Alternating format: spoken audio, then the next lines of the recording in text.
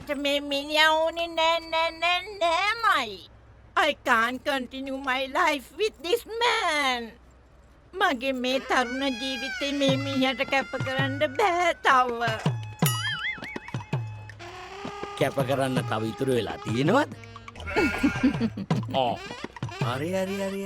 ආලාමි මේකේ හිට ඩිවෝස් එකත් මොකද කරන්න ඕනේ කියලා එක්කන් එන්න ඕනේ කිව්වා. ඉතින් මං එක්කන් divorce.